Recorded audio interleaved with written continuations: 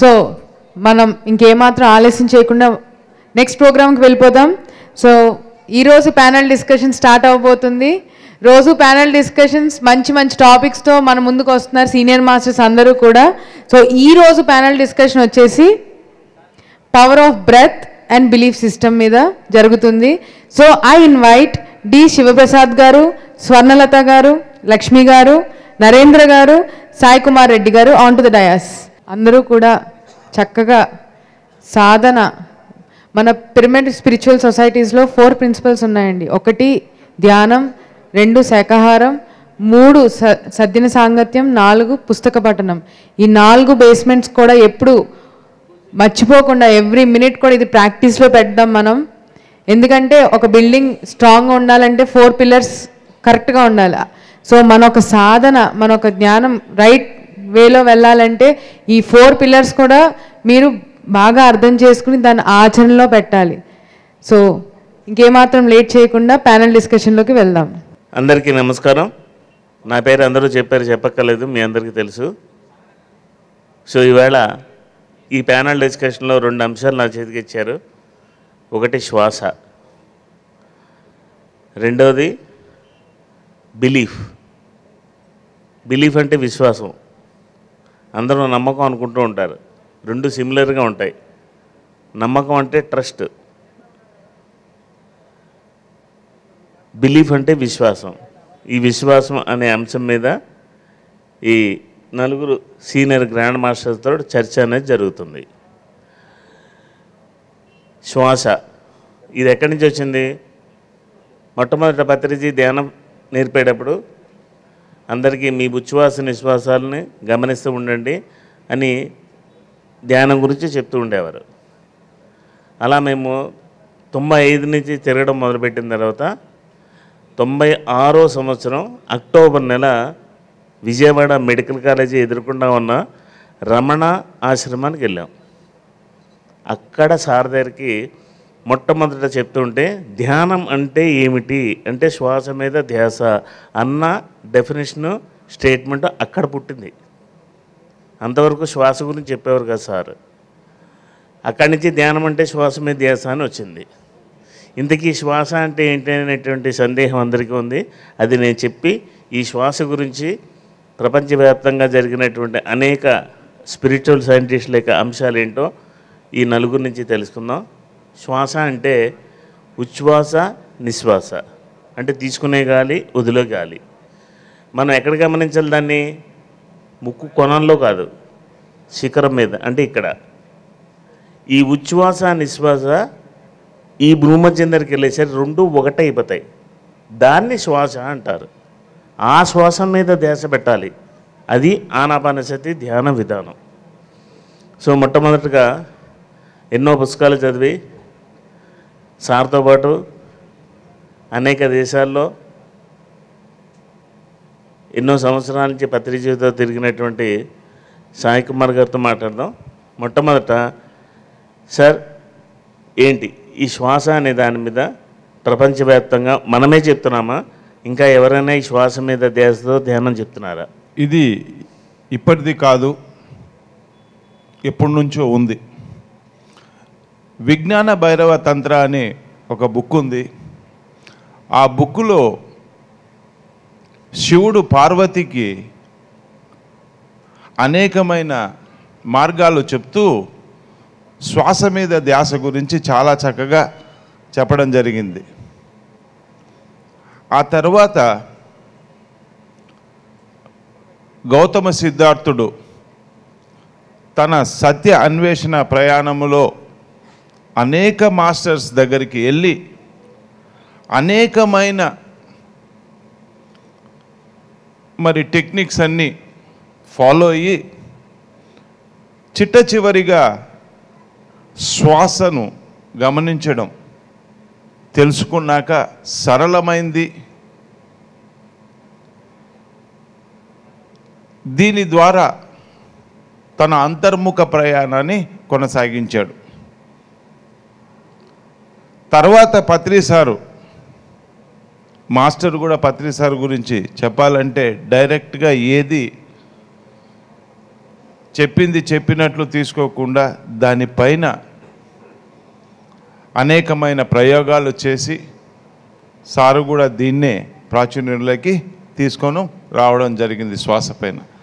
మరి ఈరోజు లక్షలాది మంది, ఈరోజు మనం చెప్పుకునే పిరమిడ్ మాస్టర్లంతా కూడా ఆ శ్వాసను గమనిస్తూ తమ తమ అంతరంగంగా వెళ్ళి తన ఉనికిని తాను తెలుసుకొని ముందుకెళ్తున్నాడు. The most simple and easiest way of going inside is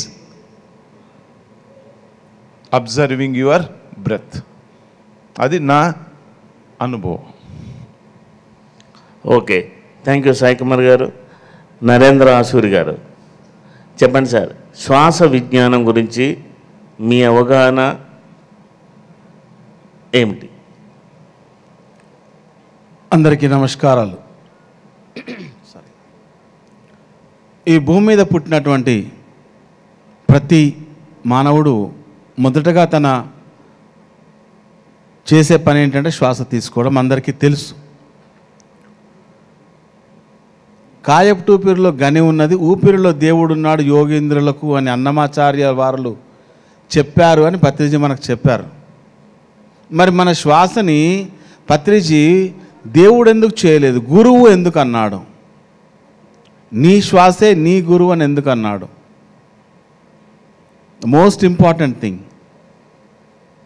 ఈ శ్వాస మనకి అంతా నేర్పిస్తుంది, సర్వం నేర్పిస్తుంది. అందుకే వెళ్ళి నీ శ్వాస పాదాల చెంత కూర్చో అంటారు పత్రిజీ. ఈ శ్వాస యొక్క శక్తి అనంతమైంది. ఈ శరీరంలో నుంచి ఎప్పుడైతే ఈ శ్వాస వెళ్ళిపోతుందో ఈ శరీరం ఏ పని చేయలేదు. మొట్టమొదటగా మనము శ్వాస తీసుకునేది ఈ సూర్యనాడి నుంచి శ్వాస తీసుకుంటాం, చంద్రనాడి నుంచి శ్వాసను వదులుతాం. ఒక్కొక్క రోజులో మన ఆలోచనని బట్టి మన శ్వాస తీసుకునే తీరు కూడా మారుతుంది. సో అక్కడ శ్వాస అనేది క్రమబద్ధంగా లేదు. మీరు ఇలా గమనించి చూస్తే చూడొచ్చు, ఒక రంధ్రం నుంచి ఎక్కువ వస్తుంది, ఒక రంధ్రం నుంచి తక్కువ వస్తుంది.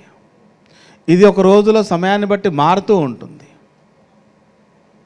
సో ఇంత ఉత్కృష్టమైనటువంటి ఆ శ్వాస గురించి ఇందాక సాయి కుమార్ రెడ్డి గారు చెప్పారు విజ్ఞాన వైరవ తంత్రలో. ఓషో చెప్తాడు, నీ శ్వాస విశ్వానికి వారధి అంటాడు. శ్వాస అంటే ఏంటి? మనం ఆక్సిజన్ తీసుకుంటున్నాము, కార్బన్ డైఆక్సైడ్ వదులుతున్నాం. ఈ భూమికి కొన్ని వందల మీటర్లు, కొన్ని వేల మీటర్ల తర్వాత ఆక్సిజన్ లేదు. మరి విశ్వానికి వారధి ఎలా అయింది నీ శ్వాస? విశ్వానికి వారధి అన్నాడు.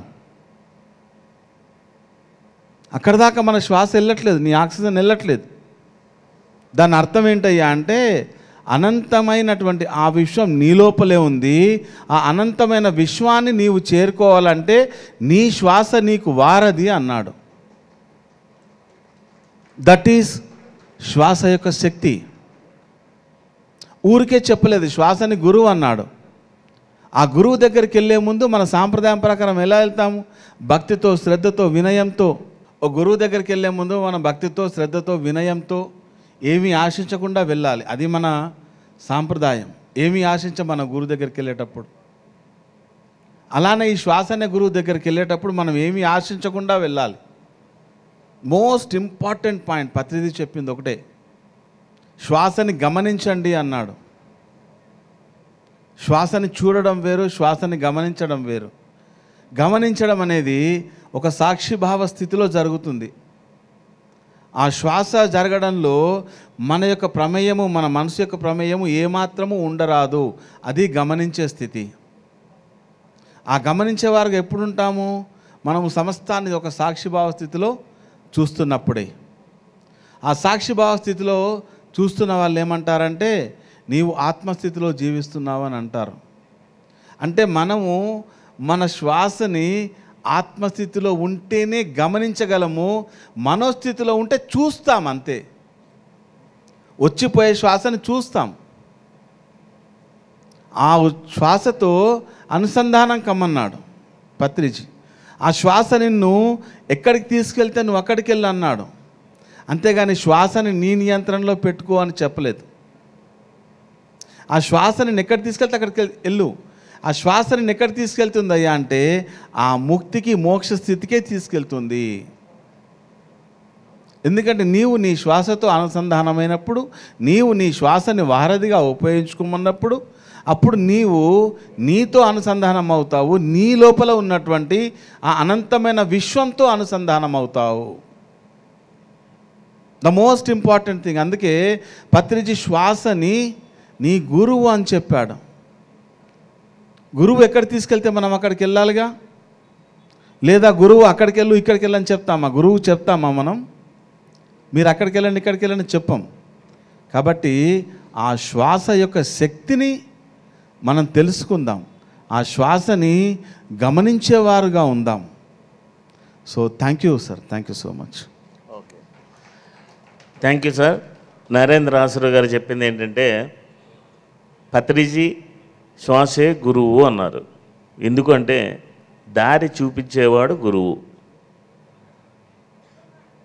మనకి బయట నుంచి లోపలికి వెళ్ళాలంటే దారి చూపించేది శ్వాసే. కాబట్టి పత్రిజీ శ్వాసే గురువు అన్నారని వారి జీవిత అనుభవంతో కొన్ని కలిపి చెప్పారు. సాయి కుమార్ గారు వచ్చి శివుడు పార్వతీదేవితో మాట్లాడినప్పుడు ఎప్పుడు ఆయన కళ్ళు మూసుకుని కూర్చుంటారు ఏంటంటే ఆవిడ అడిగినప్పుడు, నేను కళ్ళు మూసుకుని కూర్చుంటున్నట్టు నీకు కనబడుతుంది కానీ దాని లెక్క వేరే ఉన్నాయని Vijnana Bhairavatantra, the most beautiful and very powerful books available in Telugu. శ్వాస ఆ విజ్ఞాన భైరవతంత్ర 1 and 2 తెలుగులో ఉన్నాయి, అవి తీసుకుని చదవండి. దాంట్లో చాలా రిఫరెన్స్లు ఉన్నాయని సాయి కుమార్ గారు చెప్పారు. ఇప్పుడు స్వర్ణలత మేడం, పత్రిజీ మనకి బ్రెత్ అండ్ మెడిటేషన్ అనేది ఇంత బుక్ ఇచ్చారు ఇంగ్లీష్లో. ఆ బుక్కుల్లో ఉండేటువంటి సారం ఏంటంటే ప్రపంచవ్యాప్తంగా బ్రెత్ని వాళ్ళు పరిశోధన చేసి ఆ సాఫ్ట్ ఈజీ బ్రెత్ని, ఇందాక ఈయన చెప్పినట్టు కుంభించడం అనేది ఎక్కడా లేదు, అది వేరే కల్టు, మన దగ్గర లేదు అది. అందుకే దాన్ని ట్యాంపర్ చేయకూడదని కూడా చెప్తారు. మరి ఈ బ్రెత్ గురించి మనం ఇంతగా ప్రజల్లోకి తీసుకెళ్ళి ఇంతమంది మాస్టర్లు తయారయ్యారు కదా, ఆ వెస్ట్రన్ కల్చర్లో ఉండేటువంటి పరిశోధనల్లో ఈ శ్వాసని వారు ఏ రకంగా అందరికీ తెలియజేశారు? అందరికీ నమస్కారం అండి. సరే, వెస్ట్రన్ కల్చర్లో సంగతి తెలుసుకునే ముందు మనం ఒక చిన్నప్పటి నుంచి తెలిసిన ఒక మాట తెలుసుకుందాం. మనకి వేమని చెప్పారు కదా, గాలిలోన పుట్టి గాలిలోన పెరిగి గాలి మర్మం ఎరుగలేరు వెర్రింబుడులారా అన్నాడు కదా. అంటే మొత్తంగా విషయం అంతా గాలిలోనే ఉందని. అదే మన హిందూ మైథాలజీలోకి వస్తే బ్రహ్మ విష్ణు మహేశ్వరుల్లో విష్ణుని మనం ఏమంటున్నాము, సర్వవ్యాపకుడు విష్ణువు అంటున్నాం కదా. ఆ సర్వవ్యాపకత్వం మరి గాలికే కదా ఉంది.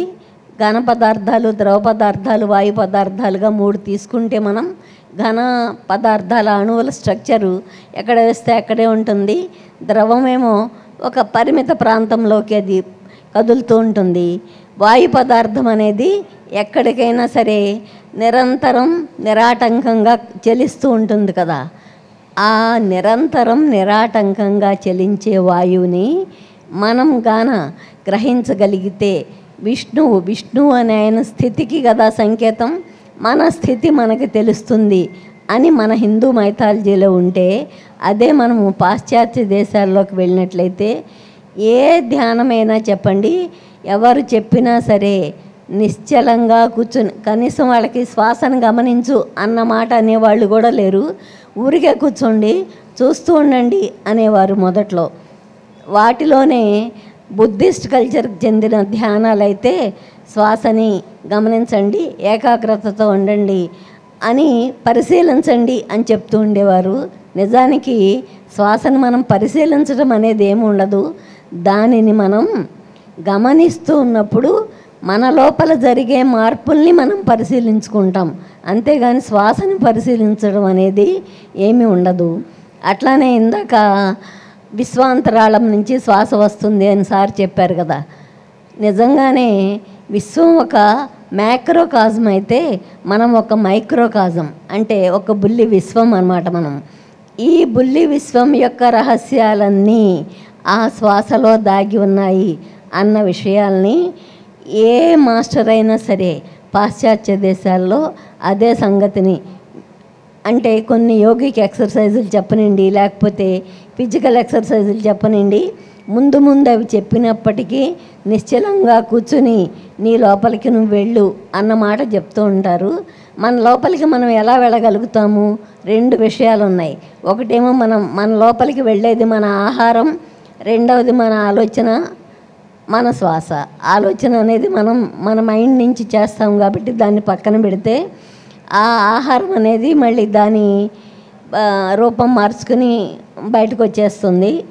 శ్వాస అన్నది మాత్రమే మనం పరిశీలించుకోవడానికి వీలయ్యే విషయం అన్న సంగతి ఆ పాశ్చాత్య సంప్రదాయాల్లో కూడా, సంప్రదాయాలే కాదు ఆధునిక ధ్యానాల్లో కూడా నొక్కి చెప్తారనమాట. ముఖ్యంగా షింజన్ యంగ్ అనే ఆయన అట్లా కూర్చోండి, గురువు మమ్మల్ని గంటలు గంటలు రోజులు రోజులు కూర్చోబెట్టేవారు. ఆ ఊరికే కూర్చున్న స్థితిలోనే మాకు మొత్తంగా మా భూత భవిష్యత్ వర్తమానాలు, అలానే విశ్వం యొక్క విషయాలు అన్నీ అర్థమయ్యాయి అని చెప్పేవారు. వాళ్ళతో పాటుగా శ్వాస గురించి మన టార్కం, మనందరికీ మన తాతగారు లాంటి ఆయన ఆధ్యాత్మికతలో టార్కం సెరాయిడేరియన్ బోధకుడు ఎప్పుడైనా సరే కూర్చొని సాధన చేయడం, ఇన్ ద సెన్స్ బోధకుడు తన ఉచ్ఛ్వాస నిశ్వాసాల మీద శ్రద్ధ పెడితే 2 విషయాలు సంభవిస్తాయని చెప్పారు. ఉచ్ఛ్వాస ద్వారా మనకి విశ్వం నుంచి వచ్చే ఆ విశ్వశక్తి అన్న దాంట్లో ఒక్క శక్తి అన్నదాన్ని మనం తీసుకోవద్దు. విశ్వం లోపలి రహస్యాలన్నీ మన నిశ్చలతలో మన లోపలికి చేరుతూ ఉంటే, మన నిశ్వాసలో అంటే మనం వదిలే గాలిలో మన లోపల ఉన్న ఆలోచనలు, మన ఆకాంక్షలు అవన్నీ విశ్వానికి చేరతాయి. అందుకే ఇందాక చెప్పారు కదా, శ్వాసే వారధి అన్నమాట.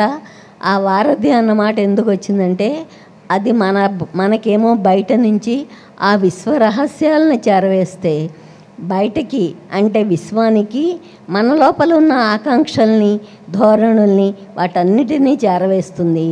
ఆ చేరవేసినప్పుడు ఏం జరుగుతుందంటే, మన ఆకాంక్షకి అనుగుణమైన పరిస్థితుల్ని విశ్వం సృష్టిస్తుంది. కనుక ప్రతిదీ మన శ్వాస మీదే ఆధారపడి ఉంటుంది. ఆ శ్వాసని మనం ఎంత తేలికగా హాయిగా గమనించగలిగితే మన తాలూకు విషయాలు అంత తేలికగా మనం పరిష్కరించుకోగలుగుతామన్నది శాస్త్రీయంగా నిరూపించబడిన ఒక సత్యం అన్నమాట. ఓకే. శ్వాస విజ్ఞాన జ్యోతి, శ్వాస గురించి మనకి చెప్పినటువంటి మహానుభావుడు ఎవరంటే, ఈ శ్వాస విజ్ఞాన జ్యోతి గురించి పండిత శ్రీరామ శర్మ ఆచార్య. మనకి పొద్దున్నే లేచి యోగాసనాలు చూసామనుకోండి, రామ్దేవ్ బాబా చేసేటువంటి 108 యోగాసనాలు బ్రెత్ మీదే ఆధారపడతాయి. ఇప్పుడు లక్ష్మీ మేడం మీరు కూడా ఎన్నో చూశారు. ఇప్పుడు సోర్లంత మేడం చెప్పారు, బుద్ధిస్ట్ మాకులందరూ కూర్చుని గమ్మున ఉంటారంతే. ఇప్పుడు ఆర్ట్ఫుల్నెస్ మెడిటేషన్ ఉందనుకోండి, వాళ్ళ దృష్టి అంతా హృదయం మీద పెట్టమంటారు. కొంతమంది అంటే సైలెంట్గా అబ్జర్వ్ చేయటారు. అంటే సైలెంట్గా అబ్జర్వ్ చేయంటే మనం చెప్పేటువంటి ఈ శ్వాసను గమనించకుండా ఆ సైలెన్స్ని అబ్జర్వ్ చేస్తే ఏం పొందుతారని మీ అభిప్రాయం ఏంటి దాంట్లో? అందరికీ నమస్కారం అండి. ఈ భూమి మీద ఎన్నో ఆధ్యాత్మిక సంస్థలు ఉన్నాయి, ఎన్నో ధ్యాన మార్గాలు ఉన్నాయి. మనం శ్వాస మీద ధ్యాస అని పత్రికారి ద్వారా ఈ మార్గంలోకి వచ్చాం. శ్వాస మీద ధ్యాస అని అంటే ఇందాక సార్ చెప్పినట్టు ఉచ్ఛ్వాస నిశ్వాసల కలయిక దగ్గరే శ్వాస ఉంటుంది, అది గమనించాలి అన్నారు. సబ్జెక్ట్ పరంగా మహానుభావులు వాళ్ళ అనుభవాలని వ్యక్తపరిచారు, పుస్తకాల రూపంలో గ్రంథస్థం చేశారు. ఎవరికి కరెక్ట్ అవుతుందంటారు? అసలు నాది నాకు కరెక్ట్ అవుతుంది, మీది మీకు కరెక్ట్ అవుతుంది. ఫస్ట్ ఎవరికి మనకు తెలియదు. ముక్కు దగ్గరే చూస్తాం శ్వాసని, లోపలికి వెళ్ళేదే చూస్తాం. ఎందుకంటే మనకి ఎవరైనా చనిపోతే శ్వాస ఉందా లేదా అని ముక్కు దగ్గర పెట్టి అలవాటు ఉంది కాబట్టి దాన్ని అక్కడ పెట్టి చూస్తాం. ముందు ఇక్కడ గమనిస్తాం. ఆ తర్వాత 1 రోజు 2 రోజులు 3 రోజులు కొంచెం అలవాటు అయిన తర్వాత ఈ శ్వాస అన్నది తగ్గి తగ్గి ఇక్కడికి వచ్చింది కూడా మనం గమనించగలుగుతాం. ఆ గమనించినప్పుడు పుస్తకాల రూపంలో మనం ఏం చదువుకున్నాం? ఉచ్ఛ్వాస నిశ్వాసల కలయిక అన్నాం. దానికి మన అనుభూతులను జోడించి పుస్తకాలు రాసుకుంటున్నాం. ఆ శ్వాసను గమనించినప్పుడే, దాన్ని ఎక్కువ సమయం కేటాయించినప్పుడే మనలో ఒక మార్పు అన్నది జరుగుతుంది. పుట్టిన శ్వాసతోనే పుట్టాము అంటే శ్వాస ఆడుతుంది, పోయాము అంటే శ్వాస లేకపోతే పోయాము అని అర్థం. ఉన్న జీవితం అంతా శ్వాసలోనే ఉంది. అందరికీ ఉంది శ్వాస.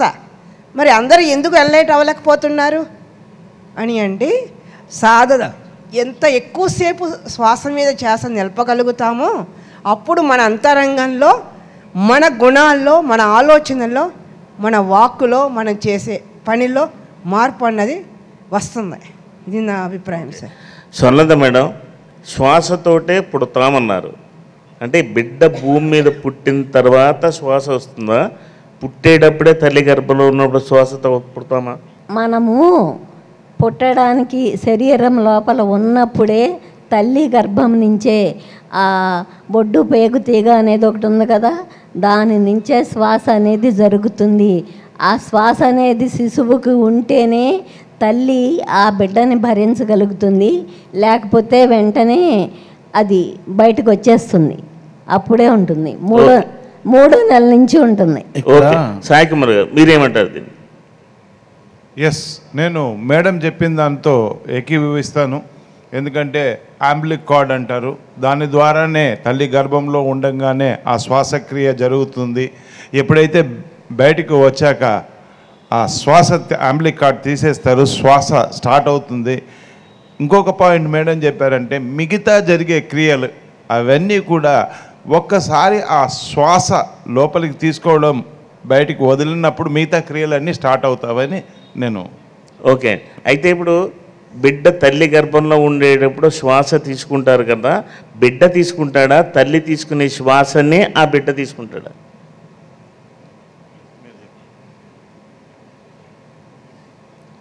తల్లి యొక్క ఆ ప్రేగు ద్వారా బిడ్డ శ్వాస తీసుకుంటాడు.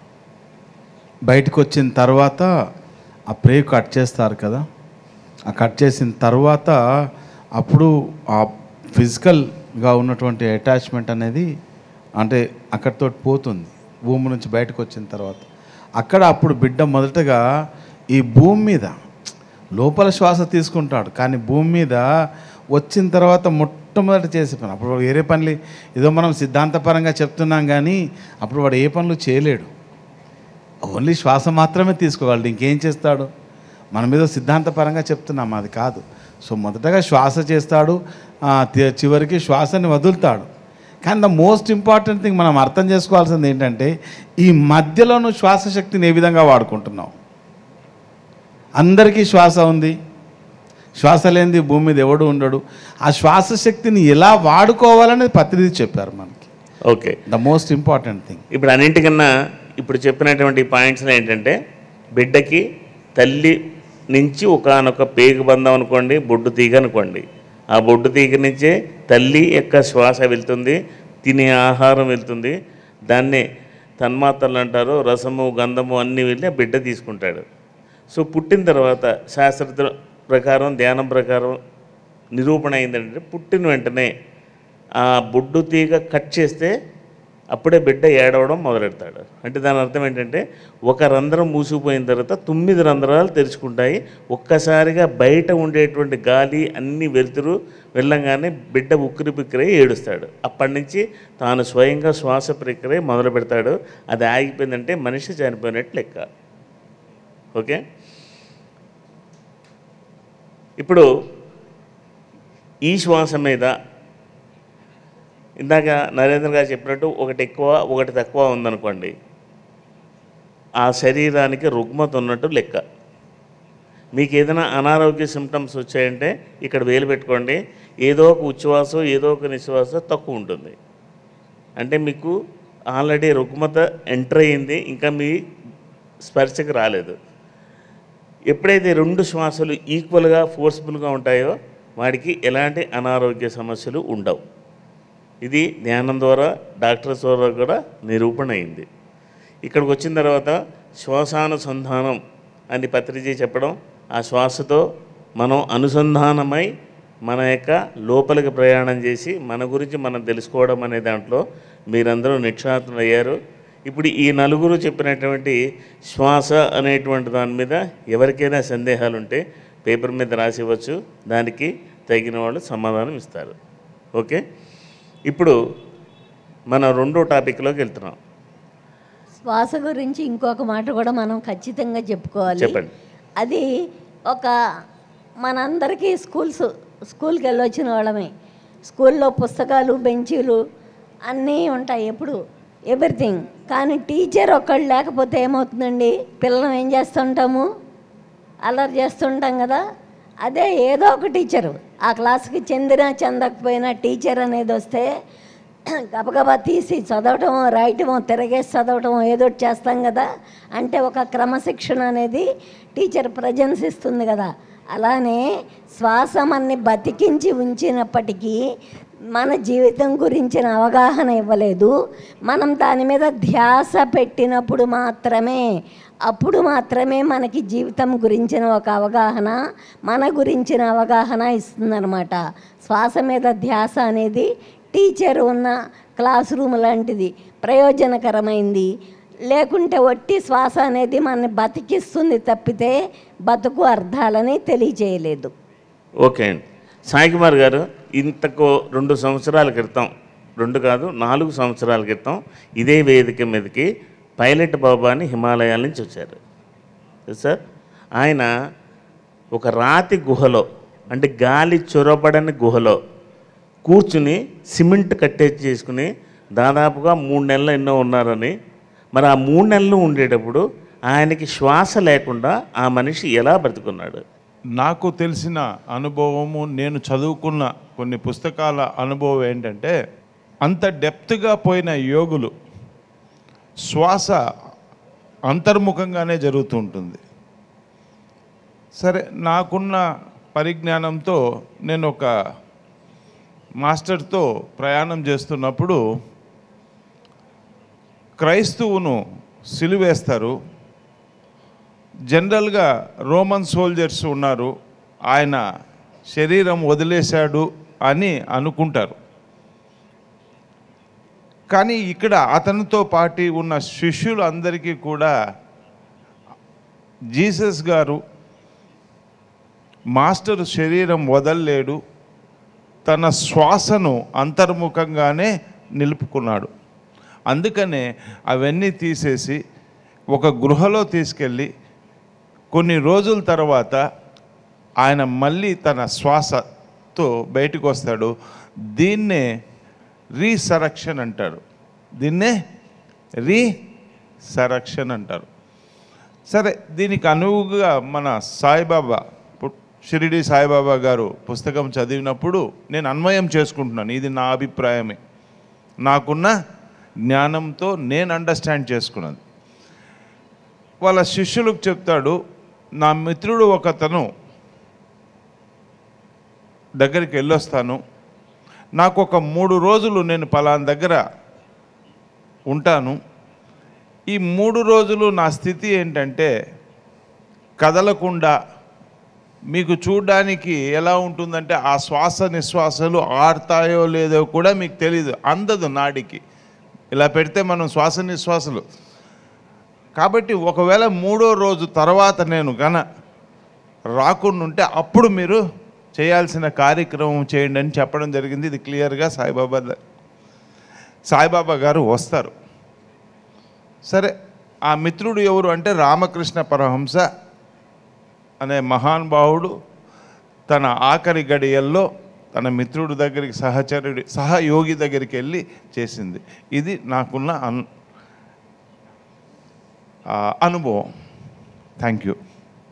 మీరు చెప్పండి, అంతర్శ్వాస అంటే ఏంటి, బహిర్శ్వాస ఏంటి ఆయన చెప్పినట్టు? యాక్చువల్గా నేను చెప్పాలంటే పెద్ద పెద్ద యోగుల మధ్య నేను కూర్చున్నాను. నేను పెద్దగా నాకేం తెలియదు, బట్ నాకు తెలిసినంతవరకు మీతో షేర్ చేసుకోవడానికి ప్రయత్నం చేస్తాను. మనకు తెలుసు, మన శరీరంలో ప్రతి కణము శ్వాసిస్తుంది. శ్వాస కేవలం దీని ద్వారానే జరగదు. మన శరీరంలోని ప్రతి కణము శ్వాసిస్తుంది. ఈ హఠయోగ సాధనలో ఉన్నటువంటి యోగులు వాళ్ళు ఏం చేస్తారంటే, మన శరీరంలో ప్రతి క్షణం ఎన్నో వేల లక్షల కణాలు చనిపోతుంటాయి, తిరిగి పుడుతూ ఉంటాయి. సైన్స్ పరంగా అందరికీ తెలుసు.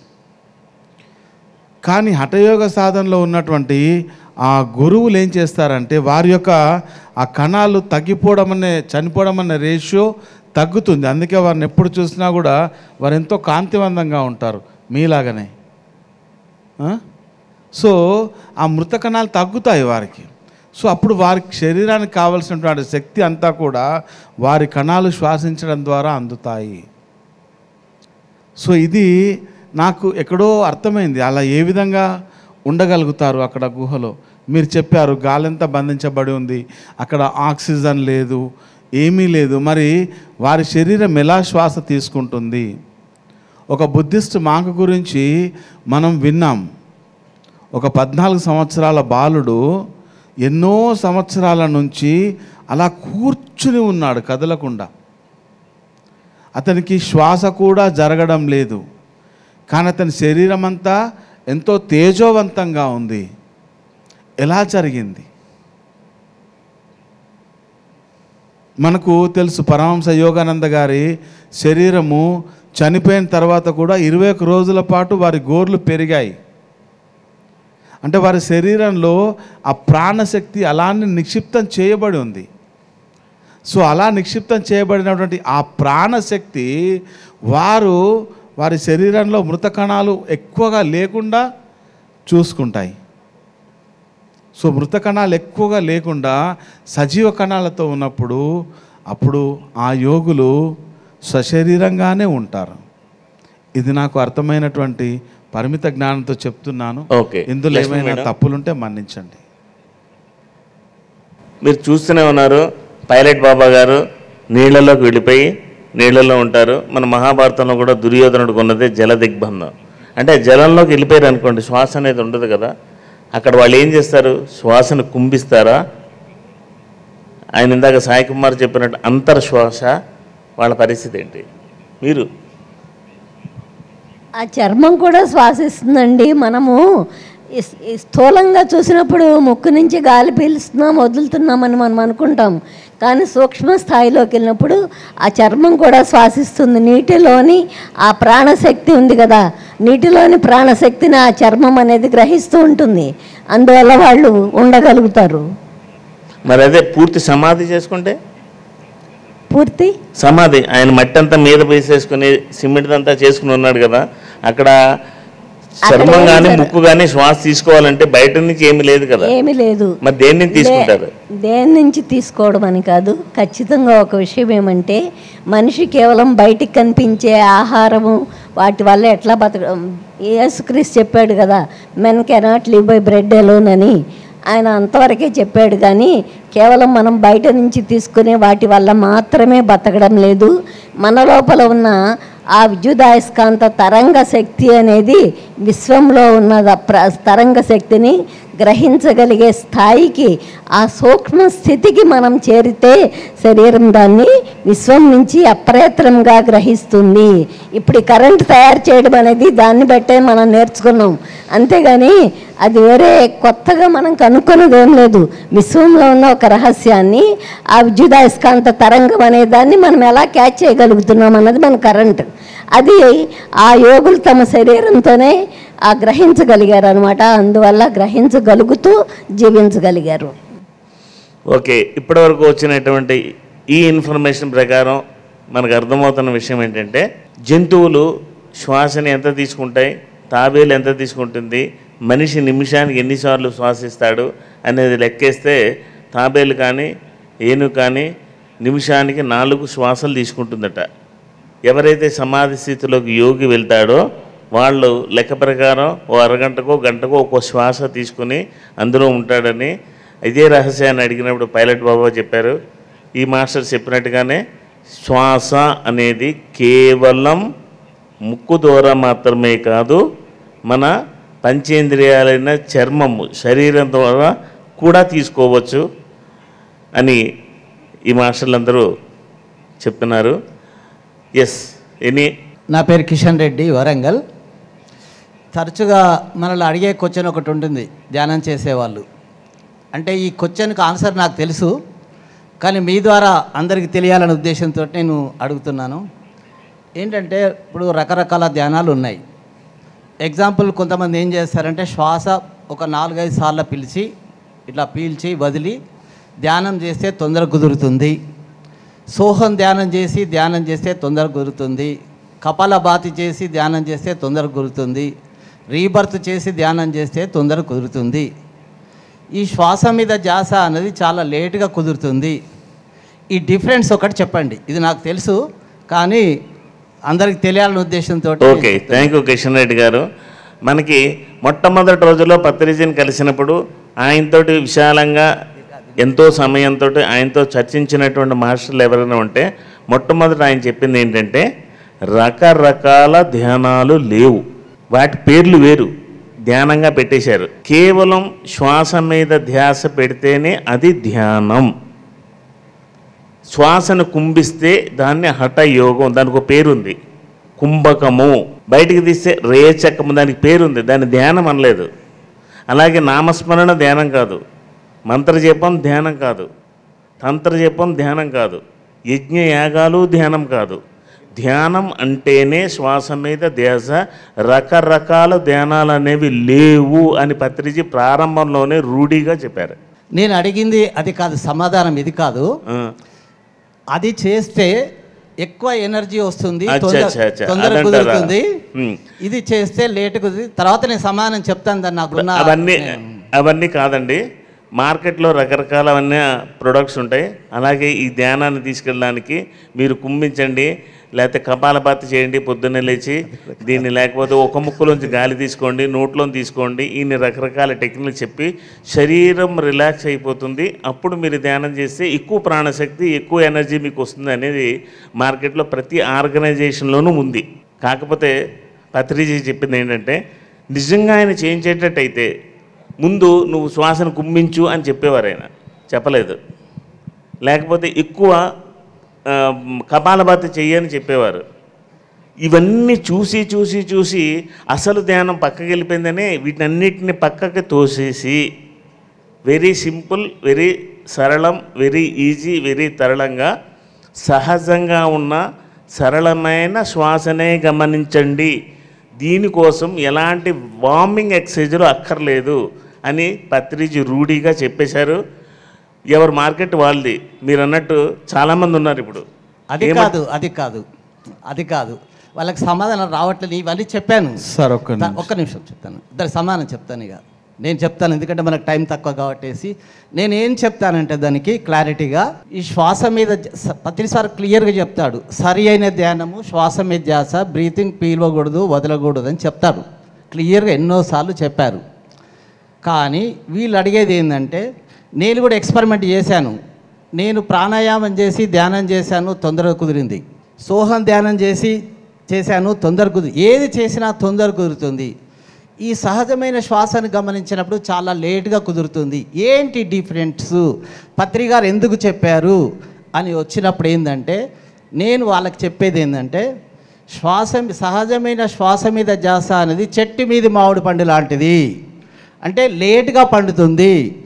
ఆ యొక్క ఎనర్జీ ఏదైతుందో మన శరీరంలో ఉన్న కణాలు ఎలా ఉన్నాయో ఆ ఎనర్జీ మొత్తం కణకణము వ్యాపిస్తుంది. దాని ద్వారా ఏమవుతుందంటే బాడీ పెయిన్స్ వస్తాయి, యాస్ట్రల్ ట్రావెల్ జరుగుతుంది, కాకపోతే లేట్ అవుతుంది. దాని ద్వారా ఇందాక అసలు ఇది అద్భుతమైన సబ్జెక్టు. ఇలా జరిగేది ఏదైతే ఉన్నదో వన్ ఆఫ్ ద ఈ పిరమిడ్ సొసైటీ ఏదైతే ఉన్నదో ఈ శ్వాస మీద ధ్యాస అనేది ఒక మెయిన్ పిల్లర్. కాబట్టి శ్వాస మీద ధ్యాస యొక్క శక్తిని మనం తప్పనిసరిగా క్లియర్గా విశ్లేషణ చెప్పాల్సిన అవసరం వస్తుంది. అయితే ఎప్పుడైతే ప్రతి కణకణము యాక్టివ్ అవుతుందో ఆ చెట్టు మీద మామిడి పండు ఏదైతుంది టేస్ట్ ఉంటుంది, లైఫ్ ఉంటుంది. అదే మనం టెక్నిక్లు ఉపయోగించి శ్వాస మీద ధ్యాస గనిస్తే 3 సార్లు పిలిచి వదిలి నిటారుగా చేస్తే ఏమిటంటే తొందరగా వస్తుంది ధ్యానము. అంటే కార్బైడేషన్ మామిడి పండు వేస్తే మామిడి పండు ఎలాగైతే తొందరగా పండుతుందో అది అనీవెన్గా ఉంటుంది, టేస్ట్ తక్కువగా ఉంటుంది, దానిలో ఏ పెయిన్స్ రావు, ఏ యాస్ట్రల్ ట్రావెల్ జరగదు, ఎక్కువసేపు ధ్యానం చేయలేము. ఈ శ్వాస మీద సహజమైన శ్వాసను గమనించినప్పుడు మనం ధ్యానం చేస్తే ఎన్ని గంటలైనా కూర్చోగలుగుతాము, స్టార్టింగ్ లేట్ అయినా. ఇలా చేయగా ఏమవుతుందంటే ఈ సూర్యనాడి చంద్రనాడి ఇది దాన్ని ఏమంటారు సూక్ష్మనాడిగా మారుతుంది. అంటే రెండు ఈక్వల్గా వెళ్తాయి.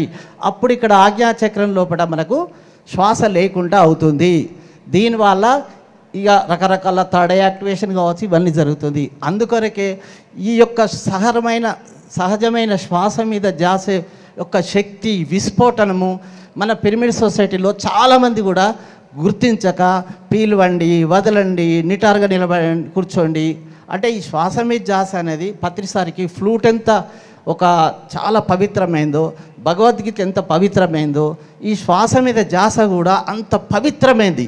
ఒక దీపం వెలుగుతుంటే ఎలాగైతే చూస్తామో అటు ఇటు కదలకుండా, దీనికి మన వాళ్ళు టెక్నికల్ జోడించి సోహం ధ్యానం అని, సోల్ టాక్లని, అంతర్శిశులని, ఇన్నర్ చైల్డ్ అని, గుడాకేశ అని, కళల మీద ధ్యానం రకరకాలుగా స్ప్రెడ్ చేసేసి పత్రిగారు మనకి ఏదైతే సింపుల్ కాన్సెప్ట్ మీద అతి సహజంగా ఉన్నదాన్ని ఇచ్చాడో, కానీ మనం అంతా డైవర్ట్ చేస్తున్నాం దీని మీద. ఇలా జరిగింది మాత్రం ఒక అద్భుతమైన మహాద్భుతమైన సబ్జెక్టు. అందరు మాస్టర్స్ కూడా ఎక్సలెంట్గా చెప్పారు. ఈ నేను చూస్తున్న జైలు డిబేట్లో అద్భుతమైన డిబేట్ చెప్పడం కూడా బాగా చెప్తున్నారు. Thank you. కొన్ని ప్రశ్నలు ఉన్నాయి. ఇక్కడ మనం తెలుసుకోవాల్సింది ఏంటంటే ముఖ్యంగా శ్వాస ధ్యానం అంటే శ్వాస మీద ధ్యాస అని అందరు అనుకుంటున్నారు, కానీ ధ్యానం అంటే శ్వాస మీద ధ్యాస కాదు. ధ్యానం అంటే పత్రిజీ చాలా సందర్భాలలో చెప్పారు, ధ్యానం అంటే శ్వాస మీద ధ్యాస ద్వారా చిత్తవృత్తి నిరోధం. చిత్తము అంటే మనసు, వృత్తి అంటే చేసే పని, ఆ మనసు చేసే పని ఆలోచనలు నిరోధించడమే. ఆ నిరోధించడానికి మార్గము శ్వాస. శ్వాస మీద ధ్యాస అనేది సాధన మార్గము. It's not your destination my dear friends.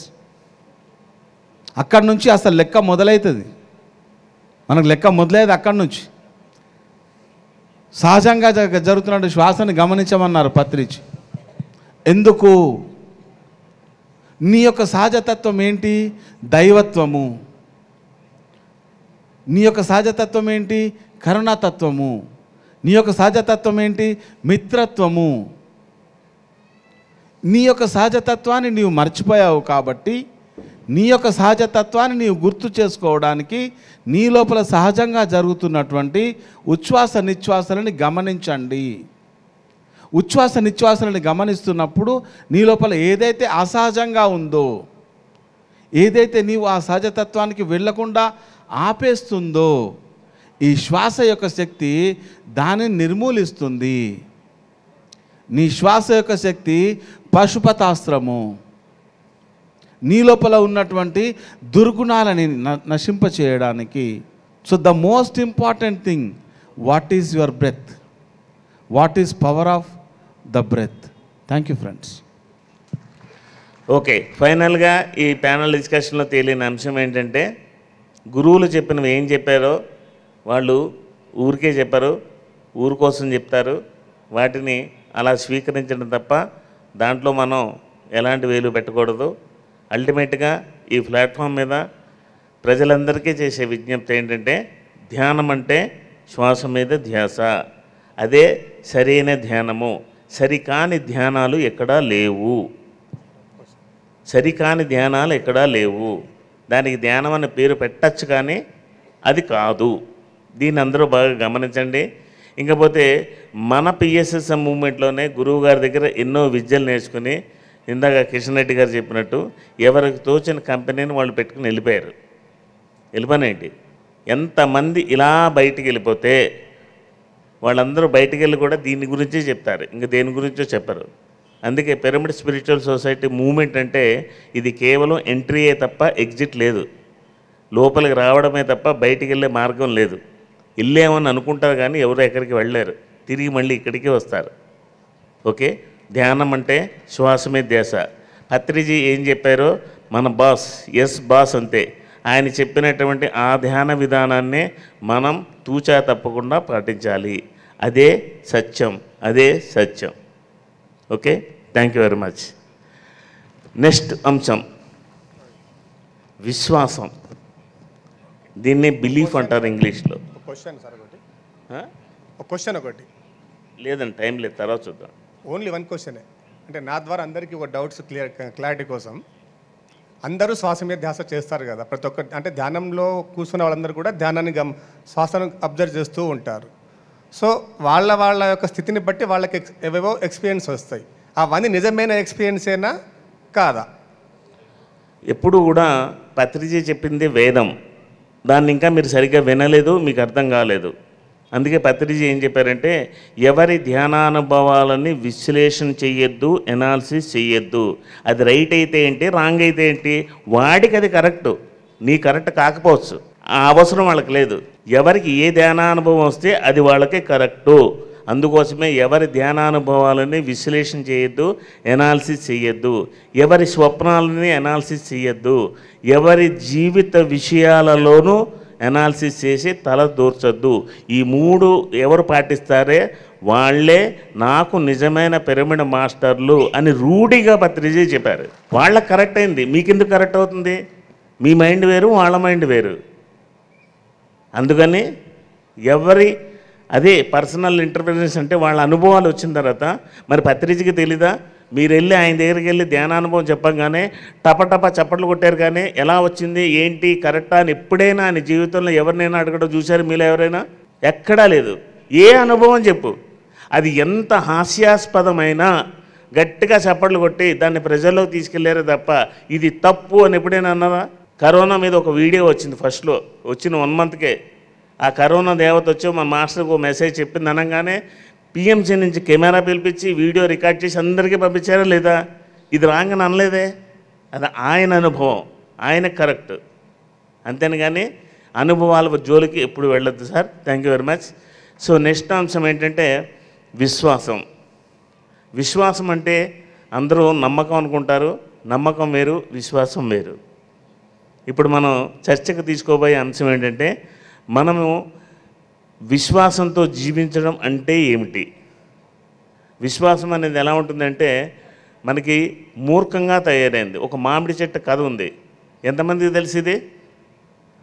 ఒక ఊర్లో ఉత్తర భారతం అటు పక్కెళ్ళిపోతే అడవి దగ్గర ఒక చిన్న కుగ్రామం ఉంది. ఇప్పటికి కూడా అక్కడ ఒక పెద్ద మామిడి చెట్టు ఉంది. దానికి పెద్ద పెద్ద కాయలన్నీ కాస్తూ ఉంటాయి. దాని గేటుకి ఒక బోర్డు ఉంటుంది, ఈ మామిడి చెట్టు కాయలు ఎవరు కోయకూడదు.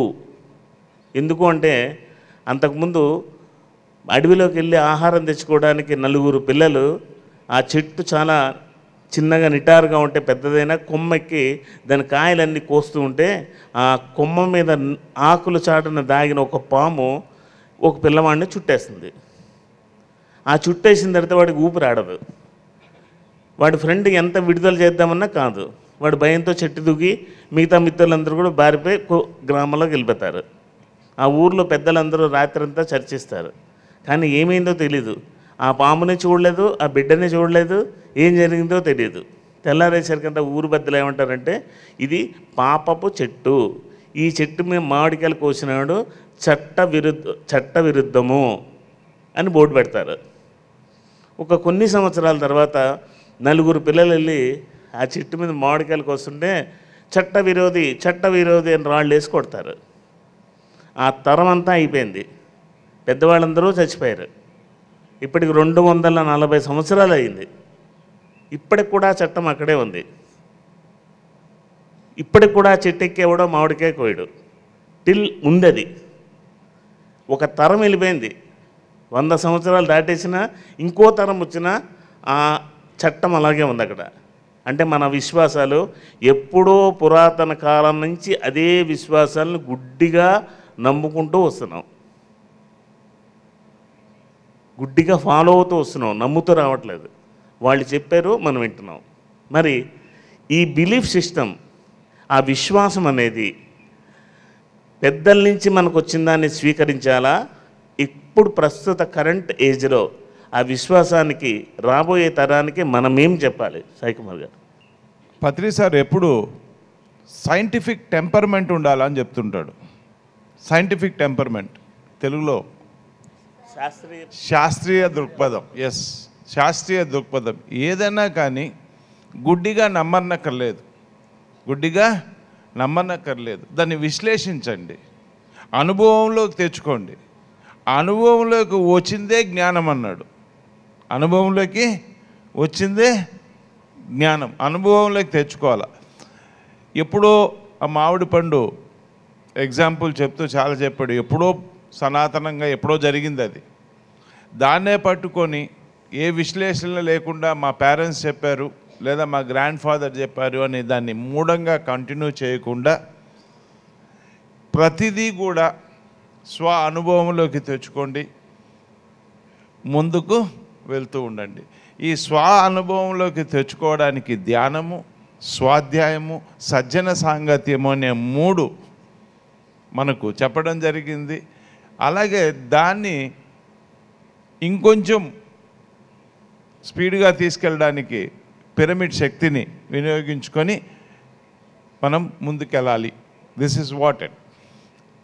జీసస్ క్రైస్ట్ ఒక స్టేట్మెంట్ చెప్తాడు, a mustard seed of faith can move mountains. ఆవగింజంత విశ్వాసం ఉంటే కొండలనైనా చేయగలం, పిండిలనైనా చేయగలం.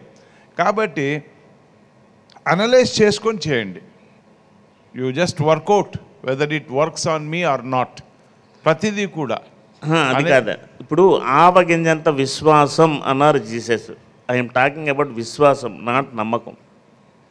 విశ్వాసమే నేను చెప్పేది, గుడ్డిగా నమ్మద్దు. అవి మళ్ళీ నమ్మకం అంటున్నారు, గుడ్డిగా. సరే, నాకు దాని గురించి పెద్దగా డిఫరెన్స్ తెలియదు, నాకు ఇంత తెలుసు.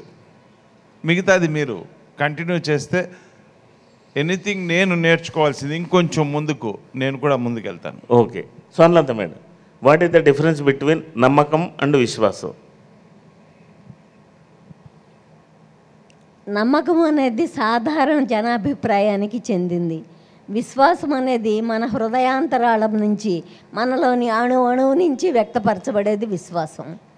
ఆ రెండిటికి ఆ తేడా ఉంది. అట్లానే ఒక విషయాన్ని మనం విశ్వసించాము అంటే మొత్తంగా మన జీవితకాలము దాని తాలూకు పర్యవసానాల్ని ఏదైనా సరే దానితోనే మనం ముందుకు వెళుతూ ఉంటాము. నమ్మకం అనేది ఒక పని విషయంలో మనం ఏమైనా ఒకటి ఏర్పరచుకుని అది జరగనప్పుడు అబ్బో అది అట్లా అనుకున్నాను కానీ నేను నమ్మాను కానీ అది జరగల అని మనం దాన్ని మధ్యలో మనకి దాని నుంచి పాజిటివ్ రిజల్ట్ రానప్పుడు మనం ఆపేసి ఆ నమ్మకాన్ని మార్చుకుంటూ ఉంటాం. నమ్మకాల వ్యవస్థ అనేది అలాంటిది. అంటే ఇప్పుడు మాట వరుసకి మన వాళ్ళందరూ గుడికి వెళ్తూ ఉంటారు కదా, కొన్ని సంవత్సరాలు ఒక దేవత దగ్గరికి, ఆ తర్వాత ఏమో అక్కడ విషయం నడవకపోతే ఇంకొక దేవత దగ్గరికి వెళ్తామే, అవన్నీ నమ్మకాలు. అట్లా కాదు, ఒక విషయాన్ని ఇప్పుడు ఖచ్చితంగా పిఎస్ఎస్ మూమెంట్ ద్వారా పిరమిడ్ శక్తి ద్వారా వ్యక్తి తనను తాను తెలుసుకుని ధ్యానం ద్వారా తానేమిటో అర్థం చేసుకుని మొత్తం ప్రపంచాన్ని ఆధ్యాత్మిక ప్రపంచంగా ఉన్నత తలాల్లోకి చేర్చగలడు అన్న విశ్వాసం ఉంటే మనం దానికి కృషి చేస్తాం. విశ్వాసానికి నమ్మకానికి ఆ దృఢమైన తేడా ఖచ్చితంగా ఉంది. మన లోపల విశ్వాసం ఉంటే విషయాన్ని మనం సాధించి తీరుతాం. ఓకే, ఒకసారి స్వామి రామాని వాళ్ళ గురువు ఏమంటారంటే, రాత్రిపూట ఒక పూజ చేయడానికి అడవిలో ఒక చెట్టు మీద కొన్ని ఫలాలు ఉన్నాయి, పుష్పాలు ఉన్నాయి, అవి కోసుకురా అంటాడు. స్వామి రామ వెళ్తారు. ఆ వెళ్ళడం అర్ధరాత్రి పూట చీకటిలో ఈయన మీద ఆధారపడింది. అంటే ఆయన మీద ఆయనకి నమ్మకం లేకపోతే ఆ అడవిలోకి అడుగు వేయలేడు. కానీ నాకేం కాదు, గురువు ఉన్నాడు అనేటువంటి విశ్వాసం ఆయనకుంది. మన మీద మనకుండేది నమ్మకము, గురువు నుంచి వచ్చేది విశ్వాసం. కొండంత విశ్వాసం ఎప్పుడు ఉంటుంది అంటే మన మీద మన నమ్మకంతో అడుగు వేసుకుంటాం, వెళ్ళిపోదామని ఆయన నమ్మించుకుంటూ చెట్టు ఎక్కుతాడు. చెట్టు ఎక్కి ఆ పువ్వును కోపేసరికి పెద్ద పాము వస్తుంది. ఎందుకంటే చిన్నప్పటి నుంచి ఈయనకి పాములంటే భయం. ఆ పాములంటే భయం తీసేయడానికి నిజానికి పువ్వు అవసరం లేదు, వాళ్ళ గురువు పంపిస్తాడు స్వామిరామాన్ని. అక్కడికి వెళ్ళి పాము అలా నోరు తెరిచి చూస్తూ ఉంటే అప్పుడు నన్ను పంపించాడు కదా గురువు, ఇక్కడ పాము ఉంటుందని తెలుసు కదా, గురువు గారి శక్తి ముందు దీని శక్తి ఎంత, నన్నేం చేస్తుంది అన్నది గురువు గారి మీద ఉండేటువంటి విశ్వాసం. చెట్టు ఎక్కడము, చీకట్లో అడవిలో నడవడం అనేది మన మీద మనకుండేటువంటి నమ్మకం. ఇప్పుడు ఈ విశ్వాసానికి నమ్మకానికి తేడా తెలిసింది కాబట్టి లక్ష్మీ మేడం మీరు చెప్పండి. విశ్వాసం అంటే నేను చిన్నప్పటి నుంచి నమ్మింది. పోతులూరి వీరబ్రహ్మేంద్ర స్వామి దగ్గర సిద్ధప్ప అని ఒక శిష్యుడు ఉంటాడు, అందరికీ తెలిసిందే. మిగిలిన శిష్యులు అసూయతోటి అందరూ గురువుగారు సిద్ధప్పనే తీసుకొస్తాం అన్నిటికీ ముందు పెడుతున్నాడు అనుకొని ఈర్ష్యపడుతుంటే వాళ్ళలో ఉన్న ఆ గుణాన్ని తీసేయటానికి ఒకరోజు అందరు కలిసి వెళ్ళే క్రమంలో ఒక చనిపోయిన కుక్కని, ఆ వాసన వచ్చే కుక్కని తినమంటారు. మిగిలిన వాళ్ళందరూ కూడా అది మనం శాకాహారులం కదా, మేము తినం కదా, ప్లస్ అది వాసన వస్తుంది, ఇలా రకరకాల కారణాలు చెప్తారు.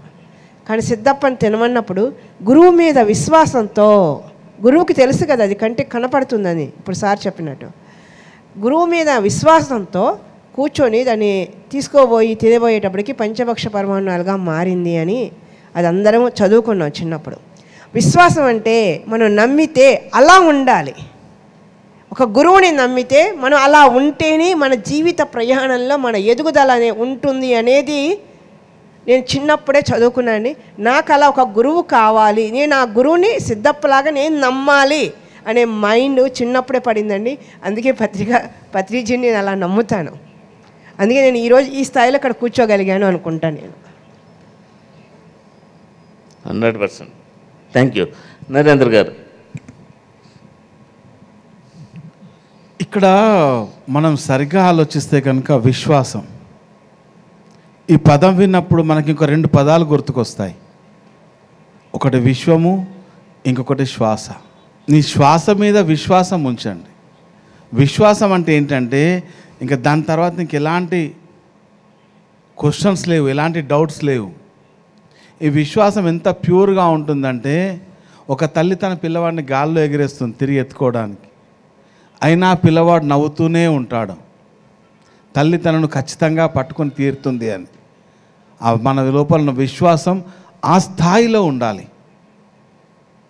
నువ్వు ఏదైతే సాధన చేస్తున్నావో ఆ సాధన మీద ఆ స్థాయిలో నీ విశ్వాసం ఉండాలి.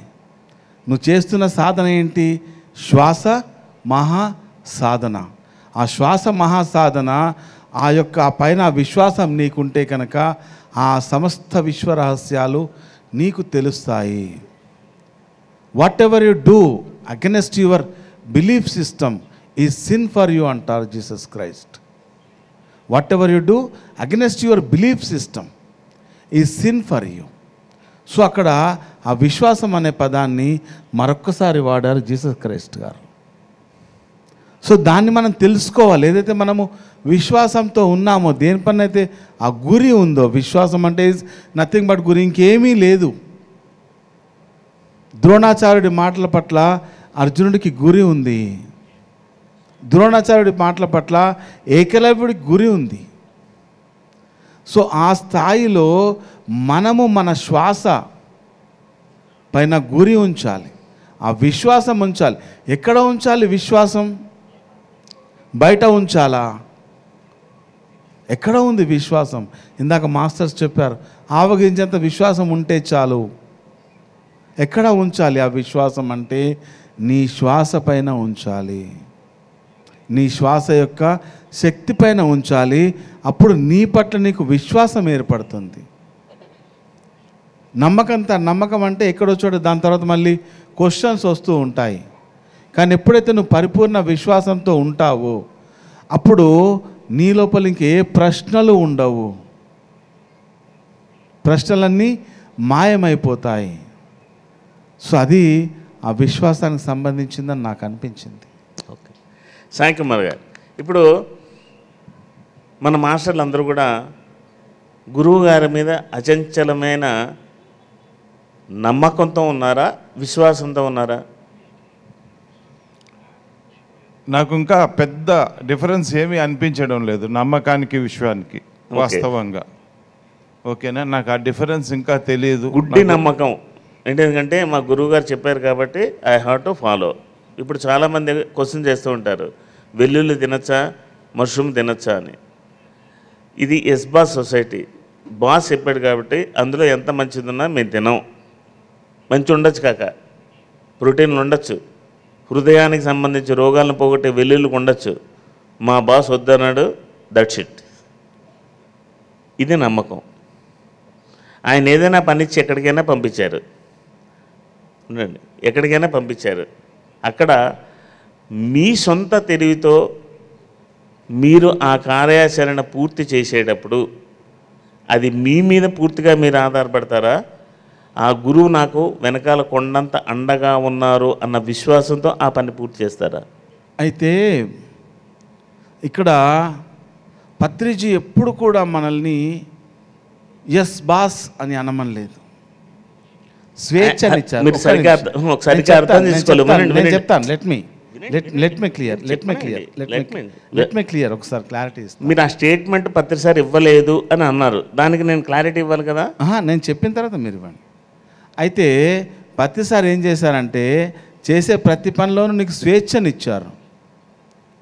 నువ్వు నేను చెప్పిన మాటల్ని పట్టుకో, నువ్వు ఒక సైంటిఫిక్ టెంపర్మెంట్ తోటి నువ్వు ముందుళ్ళు, నువ్వు ప్రయోగాలు చేయి. ఆ ప్రయోగాలు చేసినప్పుడు నీకు అనుభవ జ్ఞానం వస్తుంది. పత్రిక ఎప్పుడు ఏ పని చెప్పినా కూడా ఈ పని కావాలని చెప్తారు, కానీ దాన్ని ఎలా చేయాలనేది మనం నిర్ణయించుకోవాలి. ఇప్పుడు పత్రిక చెప్పారు వెల్లుల్లి తినొద్దు అని, పత్రిక చెప్పారు పుట్టగొడుగులు తినొద్దు అని చెప్పారు. చాలామంది ఎందుకు తింటున్నారు? ఎందుకు అని అంటే వారు ప్రయోగం చేయలేదు. నేను ఆ ప్రయోగం చేశాను. నేను వచ్చిన తర్వాత కొద్ది రోజులు ఇంట్లో తినలేదు, కానీ లిటరల్లీ బయట తిన్నాను నేను వెల్లుల్లి. ఫంక్షన్స్కి వెళ్ళినప్పుడు, హోటల్స్కి వెళ్ళినప్పుడు. అప్పుడు ఎవరు చెప్పినా వినలేదు. ఒకరోజు సార్ని చూశాను నేను ప్రత్యక్షంగా. ఆ రోజు ఆ రాత్రి ఏమీ తినలేదు సార్తో జర్నీ చేస్తున్నప్పుడు. దాని తర్వాత నాకు అనిపించింది ఏంటంటే నేను ప్రయోగం చేయడం మొదలుపెట్టాను. కొద్ది రోజులు తినడము, కొద్ది రోజులు తినకుండా ఉండడం. ఏం జరుగుతుంది నా లోపల? ఇప్పుడు అది నేను పత్రిక చెప్పారని చెప్పను, నా నమ్మకం, నా విశ్వాసం. ఎందుకంటే నేను స్వయంగా అనుభవపూర్వకంగా తెలుసుకున్నాను. పత్రిక ఎప్పుడు కూడా మనల్ని ఫాలోవర్స్గా ఉండమని చెప్పలేదండి, ఎప్పుడు చెప్పలేదు. నీవు నీకే ఫాలోవర్గా ఉండు, నీవు ఇంకెవరికి ఫాలోవర్ కాదు. నీవు నీకే, నీ ప్రయాణం నీదే. ఫాలోవర్ అంటే వారి అడుగులలో అడుగులు వేస్తూ వెళ్ళడం, ఇది కాదండి.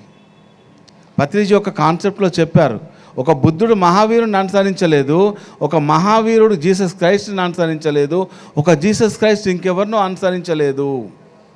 Okay, thank you sir. Sir, ఇప్పుడు నమ్మకం అనేది బిఫోర్ మాస్టరీ జీవిత అనుభవాలు, కానీ ఇప్పుడు స్పిరిచువాలిటీ అధ్యయనం చేస్తున్నాం. ఈ స్పిరిచువాలిటీ అనుభవాలు కనుక మనలో లేకపోతే, ఫర్ ఎగ్జాంపుల్ ఇప్పుడు వెల్లుల్లి ప్రోటీన్స్ పుట్టగొడుగులు తినద్దన్నారు, మన ఇంటికి వెళ్ళాం, మన ఇంట్లో వాళ్ళు మనల్ని నమ్మరు, ఇది అందరికి ఇళ్లలో ఉండేటువంటిది.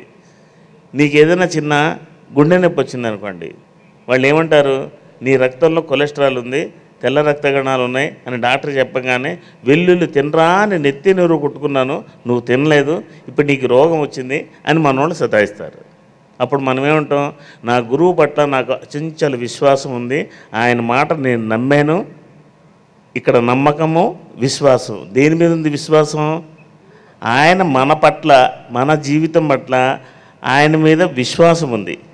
ఆ విశ్వాసంతో మనం పని చేయడాన్ని మన నమ్మకంతో పనిచేస్తాం. ఇప్పుడు తేడా తెలిసిందా? Yes, absolutely, I do agree with you. అక్కడ సపోజ్ నాకు అనుభవం ఉందనుకోండి, నేనేం చెప్తానంటే, నేను మా పత్రిక చెప్పినటువంటి మాటను విన్నాను, అర్థం చేసుకున్నాను, దాని మీద ప్రయోగాలు చేశాను. దాని తర్వాత ఏది జరిగినా సరే నాకు ఒక అంచంచలమైన విశ్వాసం వచ్చేస్తుంది నాకు. ఎందుకంటే నేను అనుభవం చెప్పాను. అప్పుడు ఏం చెప్తానంటే, అప్పుడు పత్రిక చెప్పిందని నేను అప్పుడు చెప్పను, తను చెప్పిన దాన్ని నేను ఆచరించి చూశాను. ఆ ఆచరణలో నుంచి వచ్చిందే విశ్వాసం అండి. ఎవరితో ఇందాక మీరు అన్నారు కదా, విశ్వాసానికి నమ్మకానికి తేడా ఏంటి అని, వారు చెప్పింది వింటే అది నమ్మకం అవుతుంది. ఒక పులి, దాన్ని ఏమంటారు, ఒక బ్రాహ్మణుడు ఆ గంప పిల్లి ఆ పెట్టిన స్టోరీ అందరికీ తెలుసు, వాట్సాప్ యూనివర్సిటీలో చదివి ఉంటారు. ఓ గంప కింద పిల్లి సతాయిస్తుంది పూజ చేసేటప్పుడు. సో ఆ బ్రాహ్మణుడు ఏం చేస్తాడంటే, ఆ గంప కింద పిల్లిని పెడతాడు, దాని మీద రాయి పెడతాడు. అది తరతరాలుగా వస్తుంది. అలా ఎందుకు పెడతాడంటే ఎవరికి తెలియదు. ఆ పిల్లి దొరకకపోతే దాన్ని వేటాడాలి, దాన్ని పట్టుకోవాలి, ఆ పిల్లిని తీసుకొచ్చి గంప కింద పెట్టాలి, దాని మీద రాయి పెట్టాలి, అప్పుడు మాత్రం వీళ్ళు పూజ చేయాలి. So this is blind belief system మీరు అన్నట్టు. కానీ అది ఎందుకు అని తరిచి చూస్తే అప్పుడు నీ లోపల ఒక సైంటిఫిక్ టెంపర్మెంట్ పెరుగుతుంది. దాని నుంచి వచ్చేది విశ్వాసం అవుతుంది. బికమ్ ఏ స్పిరిచువల్ సైంటిస్ట్ అన్నాడు Patri sir. Become a spiritual scientist, no follower at all, you need not to follow me అని అన్నారు. ఇది పత్రి సార్ చెప్పినటువంటి మాటలు మన అన్నకి తెలియనివి కాదు. Thank you. ఓకే, ఒక్క నిమిషం అండి, నేను అడిగినప్పుడు చెప్పండి, మీరు కూర్చోండి. సో మీరు పిల్లి గురించి చెప్పారు కాబట్టి పెళ్ళికి వెళ్తూ పిల్లిని శంఖం పెట్టుకుని వెళ్తారా, ఈ సామెత ఎక్కువ ఉంది. దీని గురించి అర్థం తెలుసా? ఇది ఎప్పుడుదంటే పురాతన కాలంది, ఇప్పుడుది కాదు. పిల్లిని ఇంట్లో వదిలేశారనుకోండి, అప్పుడు ఇల్లు ఎలాగుండేవి?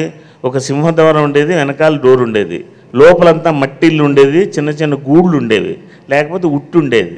అప్పటిలాగా కబోర్డ్లు ఫ్రిడ్జ్లు ఏమీ లేవు.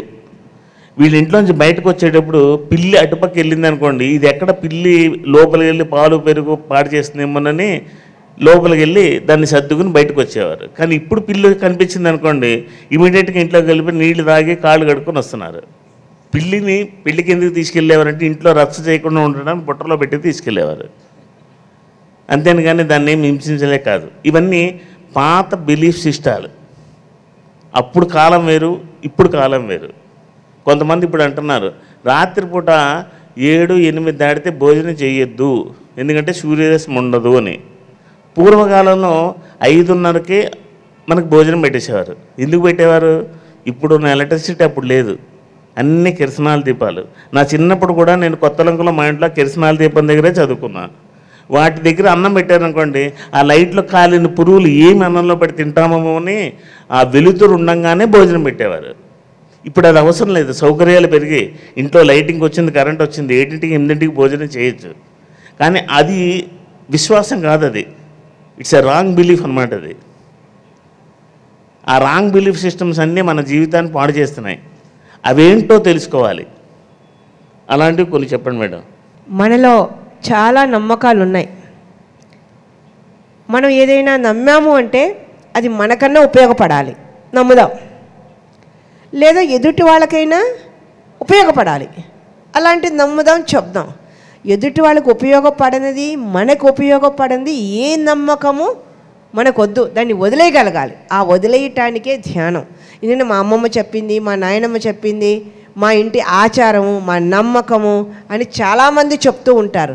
అందరూ చెప్పే నమ్మకం ఏంటంటే మా ఇంటి దేవత పోలారమ్మ, పోచమ్మ, మా ఇంటి ఆచారం అంటూ జీవహింస చేస్తున్నారు. అర్థమైందా? ఎవరు చెప్పారు ఆ ఆచారాన్ని? అమ్మమ్మ చెప్పిందా? అమ్మమ్మకి ఎవరు చెప్పారు? వాళ్ళ అమ్మమ్మ చెప్పిందా? అలా తరతరాల నుంచి వచ్చిన ఒక ఆచారాన్ని ఈరోజు మనం ఫాలో అవుతున్నాం. ఉపయోగం లేదు, దానివల్ల నష్టం జరుగుతుంది.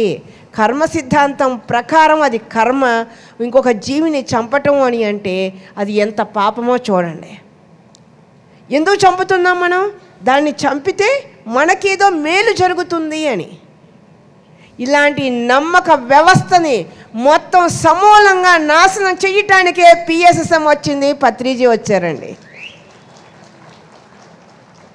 నేను నమ్ముతా, కొన్ని నాకు ఉపయోగపడింది నేను నమ్ముతా, నాకు ఉపయోగం లేనిది అస్సలు నమ్మను. ఇప్పుడు ఈ స్టేజీ మీద చాలామంది భర్త చనిపోయిన వాళ్ళు వస్తారు, నేను బొట్టు పెడుతుంటే వద్దంటారు. ఎందుకు వద్దు? ఇది దేవుడు బొట్టని నువ్వు నమ్మినప్పుడు ఎందుకు పెట్టుకోవు? ఆ నమ్మకాలు వదిలేయటానికే మనం ఇక్కడికి వచ్చామని నేను ప్రతిరోజు చెప్తూనే ఉన్నాను. దీనికి మా ఇద్దరి మధ్య పత్రికారితో జరిగిన ఒక చిన్న ఎక్స్పీరియన్స్ షేర్ చేస్తాను సార్. 2018 నేను గ్రౌండ్ ఇన్ఛార్జ్గా వచ్చాను. నేను వచ్చినప్పుడు ధ్యానయజ్ఞం మొదలవుతుంది 21వ తారీఖు సాయంత్రం 5ంటికి. 4:45 అలా సార్ వచ్చి శివప్రసాద్ గారు వచ్చి సార్ని, సార్ దిష్టి తీస్తాను అన్నారు. తీస్తాను అంటే సార్ తలూపారు. శివప్రసాద్ గారు ఆలోచన ఏంటో నాకు తెలియదు. ఈయన తీస్తాను అంటే ఆయన ఓకే అన్నారే. అసలు ఈ నమ్మకం ఏంటి? నమ్మకాలే లేవు కదా, దిష్టి అనేది మనం నమ్మం కదా, ఈయన ఎందుకు నమ్మారు అనుకున్నా. మనసులో ఒక థాట్ వెంటనే వచ్చింది కదా, ఒకటి చూసామంటే దానికి రిలేటెడ్గా ఏదో ఒక థాట్ పొరలో వచ్చింది. నేను ఎదురుగుండా ఉన్నా, గుమ్మం దగ్గర నేను ఉన్నాను. సార్ ఆ మాట అడిగారు, పక్కకు వచ్చేసారు అది రెడీ చేసుకోవటానికి.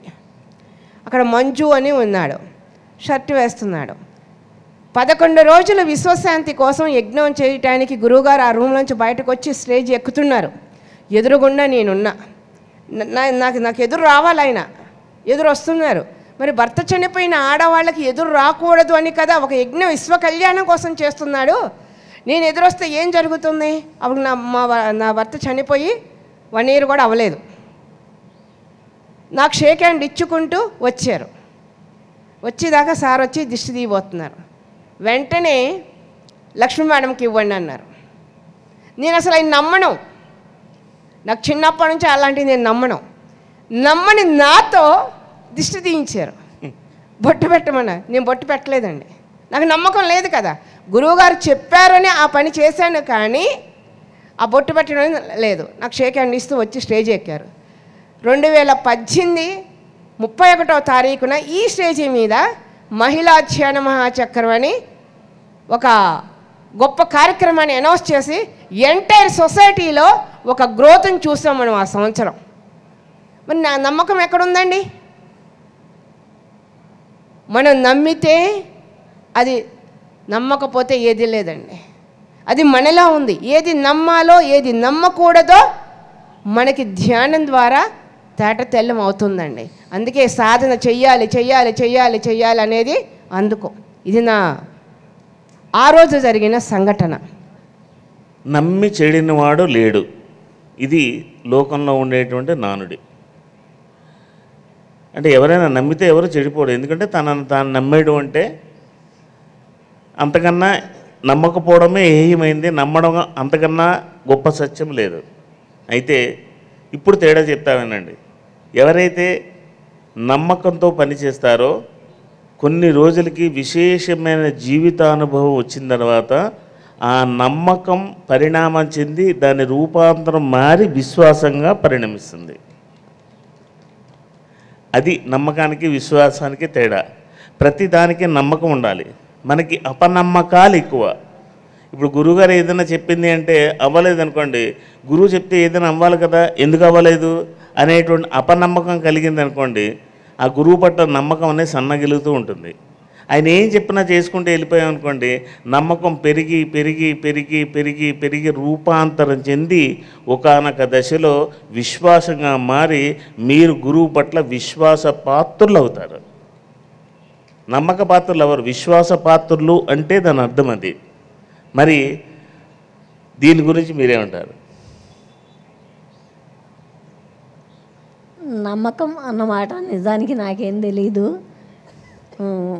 ఎందుకంటే కొంచెం ఈ దేవుళ్ళు బాబాలు అట్లాంటివి నాకు తెలియదు చిన్నప్పటి నుంచి. కాబట్టి నమ్మకం సంగతి నాకేం తెలీదు.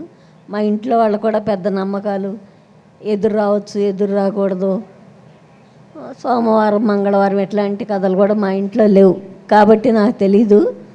విశ్వాసం అన్నది ఖచ్చితంగా ఎప్పుడైతే పత్రిసారిని చూసిన క్షణంలో భూమండలం మీద మార్పుకి ఈయన చెప్పే విధానము ఉపయోగపడుతుంది అన్న విశ్వాసం ఆ రోజు ఏర్పడింది. సో నేను అనుసరిస్తున్నాను.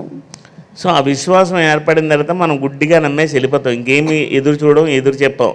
అందుకే మీ ఆయన చనిపోయినప్పుడు కూడా, మీరు హాస్పిటల్లో ఉన్నప్పుడు కూడా, సార్ మందులు వద్దన్నారు, నేను చావరైనా చేస్తాను కానీ మందులు కూడా వేసుకోనని మీరు హాస్పిటల్ బెడ్లో మీకు స్పృహ ఉందో లేదో తెలియదు కానీ మాకు తెలుసు. అది మీ ఫ్రెండ్ అయిన రాజకుమారి భర్త విషయంలో ఇలాగే జరిగింది.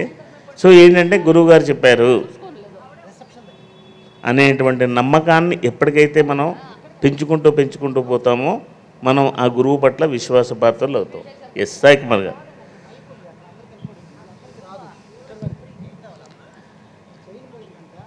ఒక ఫార్ములా ఉంది.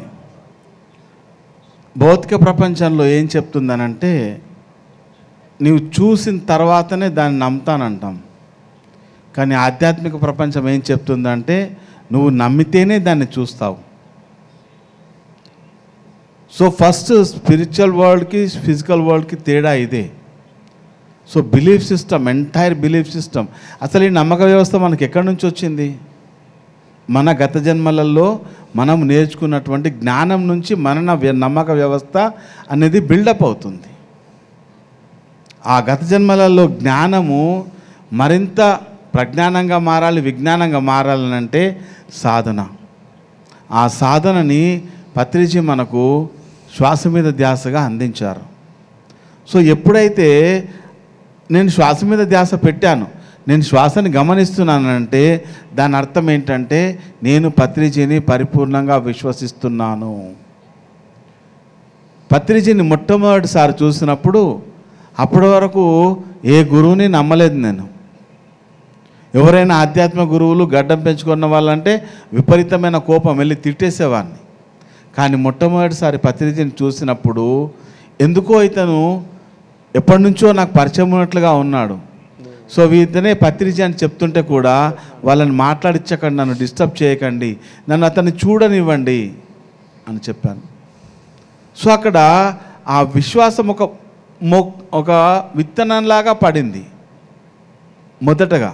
సో క్రమక్రమేణా పత్రిజీతో ప్రయాణం, అతని జ్ఞానంతో ప్రయాణం చేస్తున్న కొలది ఆ విశ్వాసం అనేది ఈరోజు నాకు మహావృక్షం అయిపోయింది. సో నేను విశ్వసిస్తున్నాను. ద సేమ్ టైం నేను ఆ అనుభవ జ్ఞానాన్ని తెలుసుకోవాలంటే నా యొక్క బాధ్యతగా నేను ఆ ప్రయోగాలు చేయాలి. The most important thing, do experiments. Theory ఒకటి, ప్రాక్టికల్ ఇంకొకటి. థియరీ నుంచి ప్రాక్టికాలిటీకి వస్తేనే మనకు మరింత విశ్వాసం వస్తుంది. ఇప్పుడు ఇక్కడ గాలిలో ఒక ఆక్సిజన్ అణువు ఉంది, ఇదే గాలిలో హైడ్రోజన్ అణువు ఉంది. ఈ రెండు హైడ్రోజన్ అణువులు ఒక ఆక్సిజన్ అణువు తీసుకుంటే నీరు అవుతుంది. అది మనకు థియరిటికల్గా తెలుసు. కానీ ఆ ఫార్ములాని మనం ఎప్పుడు నమ్ముతాం?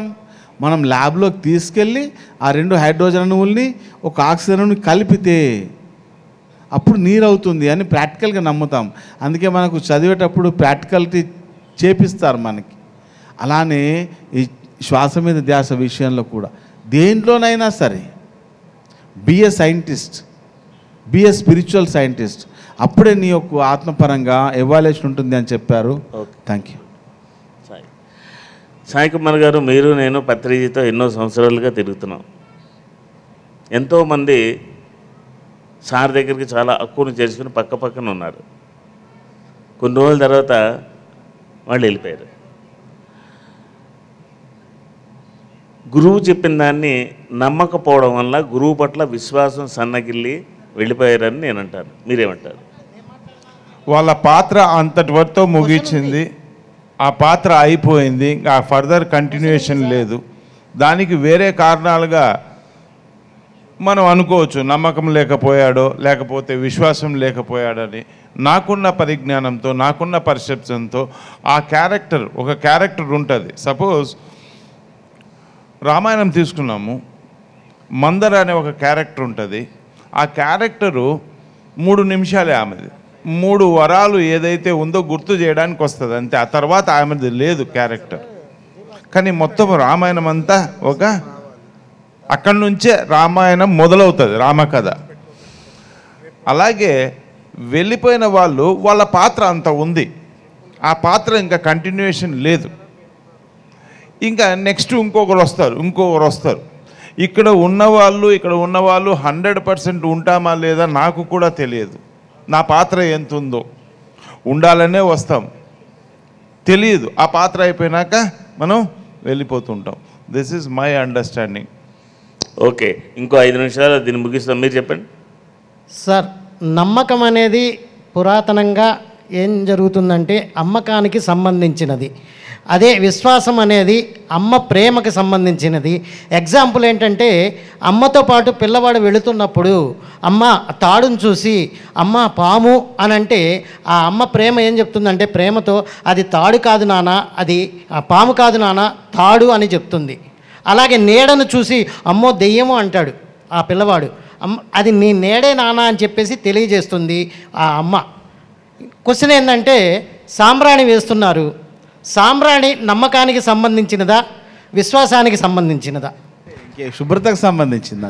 అది సైంటిఫిక్ రీజన్లో అది. అవును, అనేక మంది మనం ఇక్కడ ఒక్కసారి కూర్చున్నప్పుడు మనము విడిచే గాలిలో ఎక్కువ హైడ్రోజన్ ఉంటుంది కాబట్టి ఆ గాలిని శుభ్రపరచడానికి సాంబ్రాణి నుంచి వచ్చే ఆ వాసన అనేది ఆ హైడ్రోజన్ అణువుల్ని వాటన్నిటినీ శుభ్రపరుస్తుంది. పూర్వకాలంలో మామిడాకులు కట్టేవాళ్ళు కదా, శుభకార్యాలకు ఎక్కువ మంది వచ్చినప్పుడు దానికి కూడా కారణం అదే. ఆ గాలిని శుభ్రపరచడం కోసం ఆ పని చేస్తున్నాం తప్పితే దాంట్లో నమ్మకం లేదు, విశ్వాసం లేదు, విషయమే ఉంది. ఇట్స్ సైన్స్ అది. Thank you. చక్కటి పరిమళ వాసన వచ్చింది అనుకోండి, ఒక కర్పూరం కానీ సాంబ్రాణి కానీ, అది మనం ఆస్వాదిస్తే మన ముక్కు రంధ్రాల్లోకి వెళ్ళి లంగ్స్లోకి వెళ్ళి కొన్ని మాలిన్యాలను తీసేస్తుందని మామూలుగా మనం ఉపయోగించుకునేటువంటి ఉపకరణాలలో అది ఒకటి. దానికి నమ్మకమా విశ్వాసమా అనేటువంటిది వర్తించదు. ఓకే, ఇంకా హలో శివప్ప గారు, ఒక్క నిమిషం. మీరు డిబేట్ చాలా బాగా చేస్తున్నారు, ఓకే. కానీ మన డిబేట్ ఎలా కొనసాగాలంటే కొన్ని క్వశ్చన్స్ వస్తాయి, క్వశ్చన్స్కి ఆన్సర్ రూపంగా కూడా మనం వెళ్తుంది. ఇప్పుడు మీరు 5 నిమిషాల్లో క్లోజ్ చేస్తున్నారు, చాలామందికి ప్రశ్నలు ఉంటాయి. మరి ప్రశ్నలు అయ్యేటప్పుడు డిబేట్ ఎందుకు?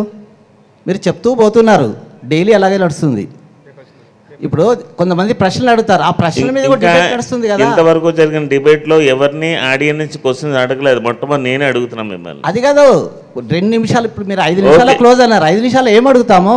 సరే 5 నిమిషాలు. అందువరకు మీరు దయచేసి ఏంటంటే ఏ డిబేట్ అయినా సరే మీ టైం తీసుకొని అంటే ప్రశ్నలు ఇవ్వండి. ఈ టైం వద్దు, ఈ టైం వేస్ట్ చేయదు. ఆ ప్రశ్న ఏంటో ఒకసారి మాట్లాడండి. సరే, ఒక ప్రశ్న వాళ్ళు ఆడియన్స్ పంపారు, తర్వాత నా ప్రశ్న అడుగుతాను యాకబడు. సరే, ఇది పాతదానికి ప్రశ్న పంపారు ఆడియన్స్, ఎందుకంటే రెస్పెక్ట్ ఇవ్వాలి కదా ఇచ్చిన వాళ్ళకి. డైలాగ్ వద్దు, మిగతా అన్ని వదిలేసి డైరెక్ట్ క్వశ్చన్. సార్ మీరే లెంత్ చేశారు. శ్వాస అనేది నాకు ధ్యానము చేయనప్పుడు కూడా తెలుస్తుంది, కానీ ధ్యానము చేసినప్పుడు తెలియడం లేదని ఒక ప్రశ్న అడిగాడు అతను, ఎవరో అయితే కుమారట. తర్వాత దీనికి సంబంధించిన ప్రశ్న నేనే ప్రశ్న అడిగిన మాస్టర్కి నా అభినందనలు ఏంటంటే, ఎంతోమంది సీనియర్ మాస్టర్లు మీ పక్కన ఉన్నారు, ఇది ధ్యానానికి సంబంధించింది, వాళ్ళని అడిగి తెలుసుకోండి. ఇక్కడ డిబేట్లో ఉండేటువంటి అంశాన్ని కనుక ఇక్కడికి ఇస్తే దీంతో శ్వాస మీద ధ్యాసకు సంబంధించింది అని అడిగింది. అదేనండి, మెడిటేషన్లో కావాల్సిందే. మీ పక్కనే సీనియర్ మాస్టర్ కిషన్ రెడ్డి లాంటి వాళ్ళు ఉన్నారు, ఆయన అడిగితే దానికి ఆన్సర్ చెప్తారు. ఈ డిబేట్ నన్ను అడిగితేనే ఒక్కరికే పోతుంది, ఇది ఒక సమావేశంగా అడిగితే అందరికీ పోతుంది, లైవ్ పోతుంది, లక్షల మందికి పోతుంది. ఇది గుడ్ క్వశ్చన్, ఎందుకంటే అతను ప్రజలకి ఆయన కొరకు అడగలేదు. ఇది ఎవరైనా ఒక ప్రశ్న అడిగేది అందరికి తెలియాలని కొరకు అడుగుతారు. ఒకసారి రిపీట్ చేయండి ప్రశ్న. నరేంద్ర, శ్వాస అనేది ఒక మంచి క్వశ్చన్ వేశారు సార్. ఇది సాధకులందరికీ ఆరంభంలో ఎదురవుతుంది. అప్పటి వరకు శ్వాస బాగానే నడుస్తూ ఉంటుంది, కానీ సడన్గా వాళ్ళు కళ్ళు మూసుకుని శ్వాసను మొదలు పెట్టగానే వాళ్ళ శ్వాస ఆగిపోయినంత పని అవుతుంది. ఎందుకు అవుతుంది అని అంటే, ద ఫస్ట్ బేసిక్ థింగ్, అక్కడ మనము ప్రయత్నం మొదలు పెడుతున్నాము. ఒక ప్రయత్నం జరుగుతుంది, నీ శ్వాసని నీవు గమనించే ప్రయత్నం ఆగాలి. అసలు గమనించడం అనేది ప్రయత్నం కాదు, అక్కడ మనం ప్రయత్నాన్ని మొదలు పెడుతున్నాం.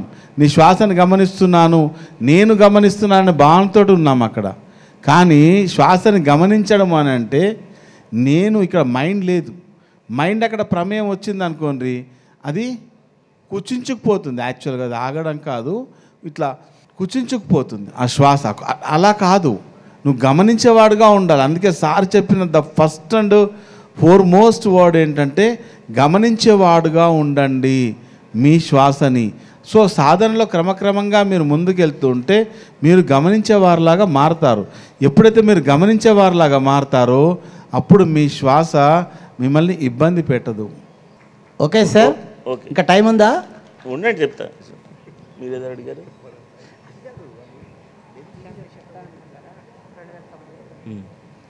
సార్, మనందరికీ తెలుసు, పత్రి సారు నేను 2095 వరకు ఉంటాను అన్నారు.